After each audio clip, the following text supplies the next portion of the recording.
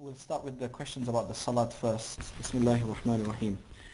If the Imam's prayer is invalidated but the follower never found out, whether intentional or unintentional of the part of the Imam, then what does the follower do?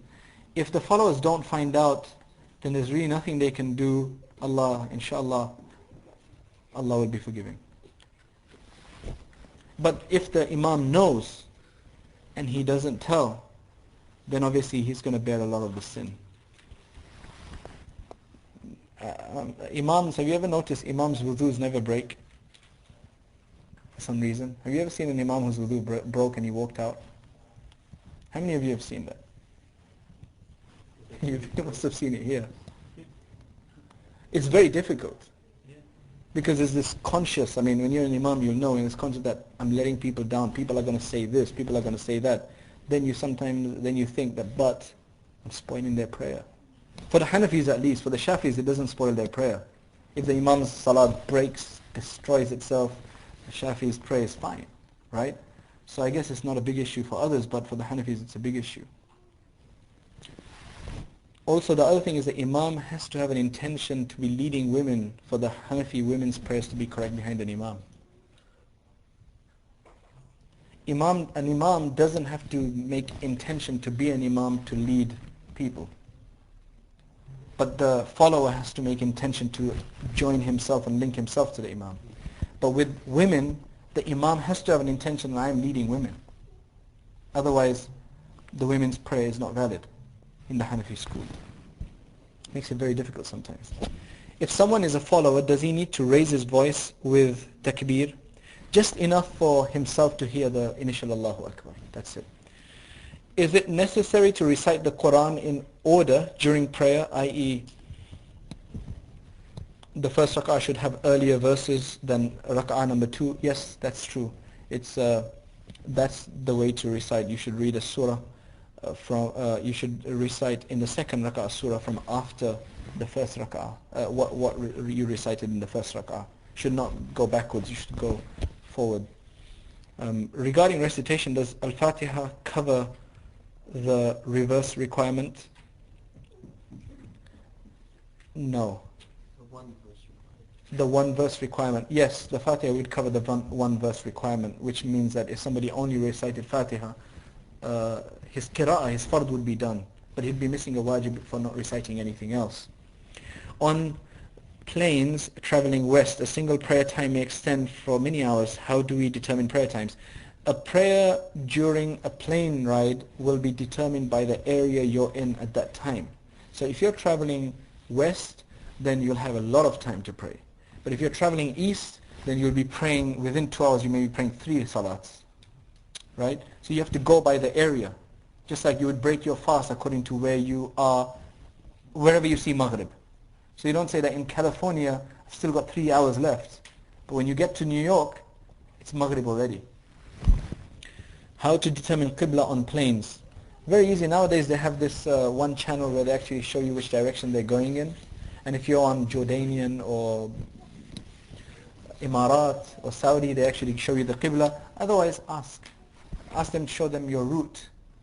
If you're going to Europe from America, normally it's going to be the way the plane is facing, because they travel north, the shortest distance, this famous shortest distance Qibla. So they actually travel north through Canada, and then they go over Greenland or whatever it is, and then down into Europe. So normally there it'll be north, in the way the plane is traveling.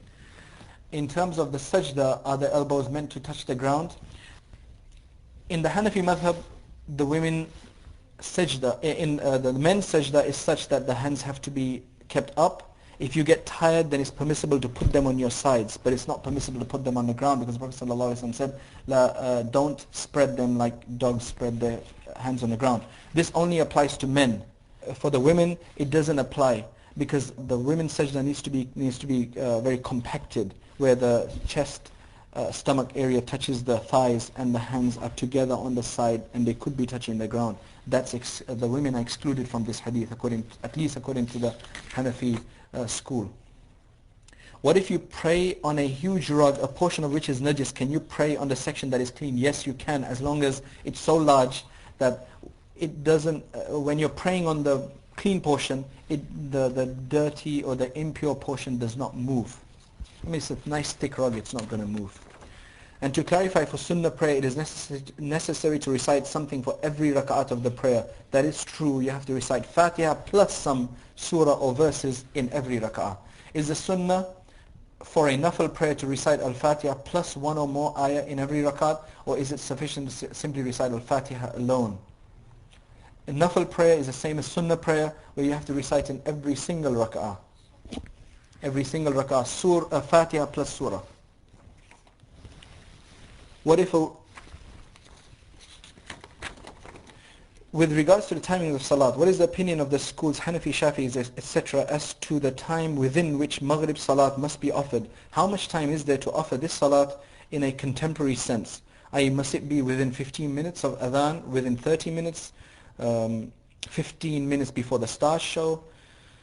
And basically, the actual time where the Salat would be valid, literally just valid, would be between after sun sets, after the sun disappears, to Isha time, which means the ending of the red twilight. But it's makruh to delay beyond the first 15 or so minutes. In the Shafi'is, they're more strict. You could consult the Shafi'i scholar on them. They say you should perform it within the time it takes to make wudu and perform the salat. Otherwise, you would be blameworthy for having delayed it. Although it would still be valid, I guess, in the Shafi'i madhab. In Hanafi madhab, it will be still valid. But it's makruh to delay it beyond it takes you to perform, Maghrib relaxed. Maybe 15 minutes would be a good timing for that, but it's makruh to delay it beyond that.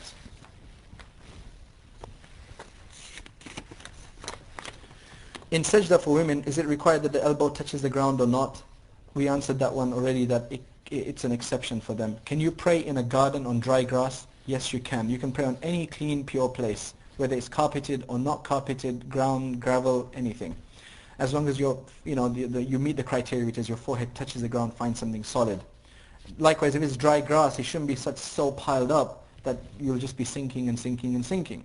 Right? If it's just a small amount, it's fine. Can you make wudu during a bath, or do you have to be totally dressed during wudu? In the Hanafi school, a ghusl, if it's done in the proper way, includes a bath automatically, includes a wudu automatically. Although it's sunnah during the ghusl to actually make a wudu in the bath. Right? You don't have to do an extra one afterwards, and a condition of having clothing on is not a condition. That's not a condition. Is it permissible for a woman to try wearing pants and long shirts, or should she wear a skirt on top? I don't know about that one. Basically, they should wear something that is loose and that doesn't, Salat should be distraction free. So try not to wear any clothing where you have to be concerned, is it showing, is it revealing something, right? So wear just long, loose fitting garments. That's the best.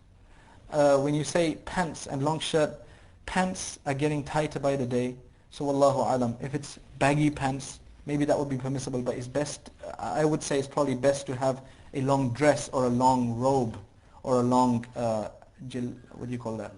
Jilbab or something of that nature. Something where you're free from that kind of a distraction.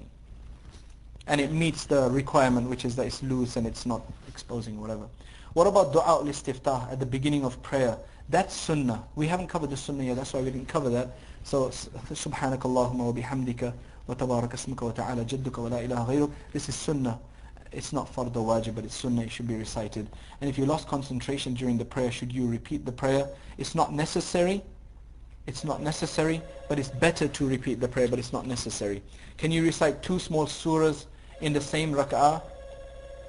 Yes, you can recite 2 small surahs in the same rak'ah.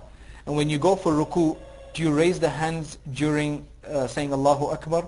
In the Hanafi school, we go by the hadith of Abdullah ibn Mas'ud radiallahu anhu, where he says in the Sahih narration that the Prophet ﷺ raised his hands in the beginning when saying the Allahu Akbar, the opening takbir, and thereafter he did not raise them again.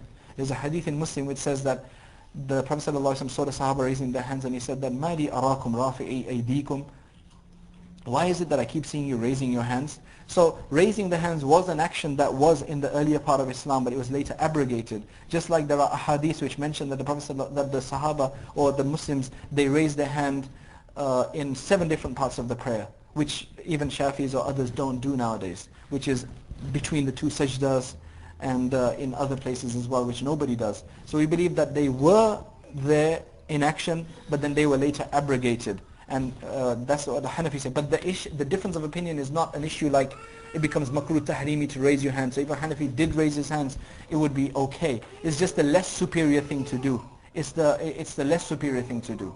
Okay? So it's not an issue of halal haram. It's an issue of what is better and what is less superior. If a woman wears long nylon stockings, should she take them off for wudu, or can she do wudu on top of them? If the idea is to have the feet wet. So if the nylon stockings are not waterproof, and they allow and she just dips her foot in the water, washes her feet through the stockings, and the whole foot becomes wet, it's permissible. Technically it's valid. It's not an issue. Can a woman reveal her hair in the restroom in front of non-Muslims to make wudu? This is the difficult thing in the Hanafi madhab. The awra in front of non-Muslim women for a Muslim woman is the same as a Muslim woman awra in front of another man. But that's not, I don't think that's in the Shafi madhab. So now when you're making wudu, to make masa, you'd have to put your hand inside and make masa in the hijab and try not to show it to others.